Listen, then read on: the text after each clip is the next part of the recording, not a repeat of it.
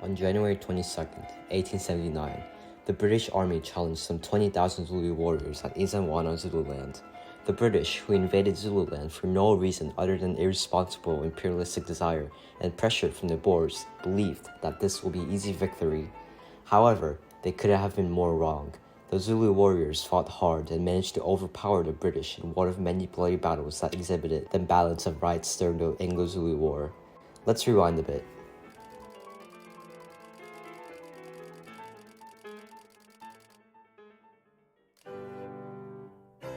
Zululand, now known as KwaZulu-Natal, is the land of the Zulu people, a proud tribe that thrived long before British interference. The first chief of this tribe, Chief Shaka, was known for his aggressive battle tactics. Although it was originally just a small tribe led by him, the Zulu nation grew to a population of around 10 million, making them the largest group in South Africa.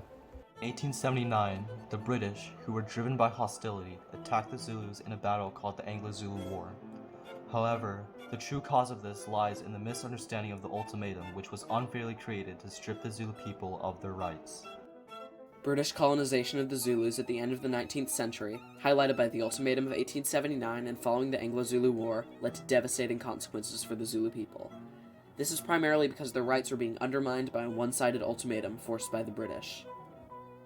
The Zulu king, Keshwayo Kampande, was born in 1826 and reigned until his death in 1884.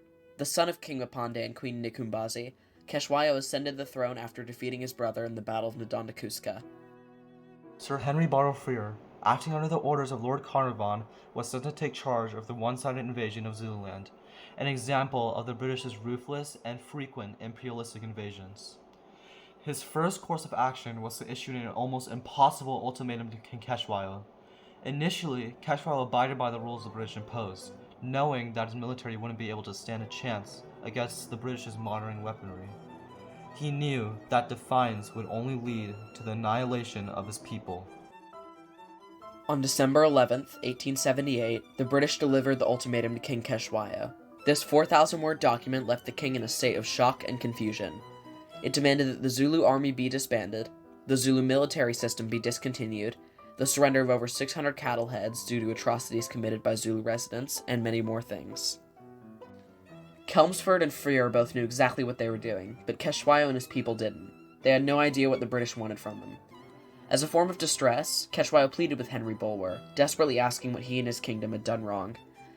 Between December 11th and January 11th, 1879, Keshwayo sent 6 messengers to the British, pleading for clarification. He was not seeking conflict, but understanding and peace.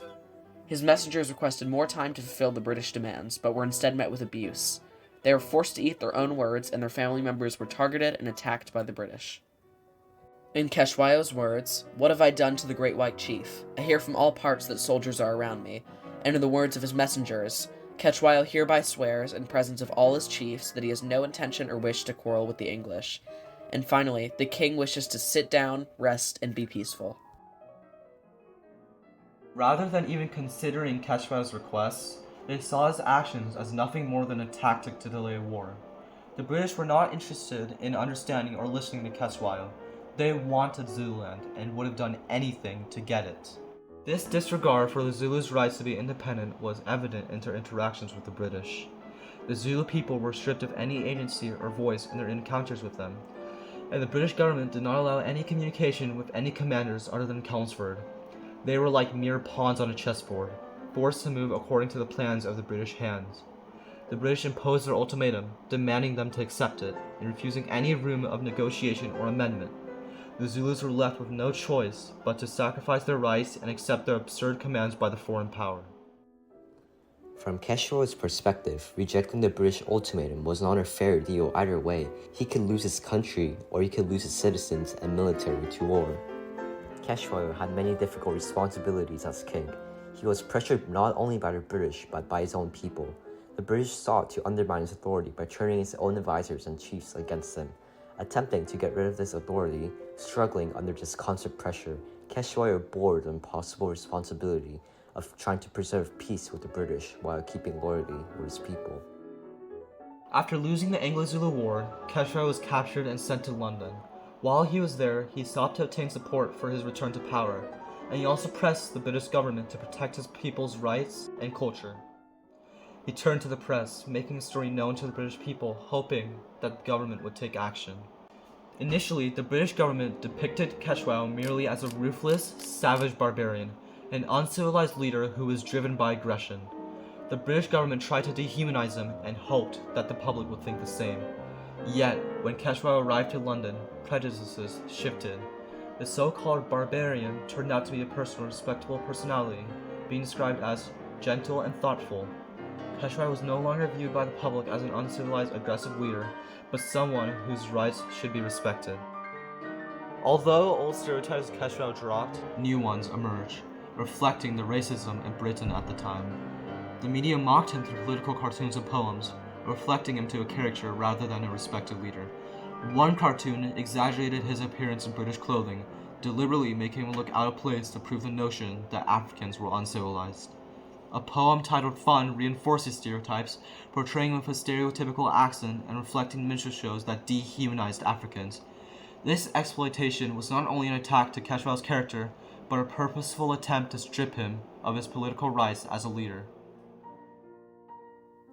From the British perspective, the Marquess of Lansdowne, who had several roles in the British government, himself acknowledged the irresponsible manner in which Britain had engaged with the Zulus, even highlighting that King Keshwau had sought peaceful relations.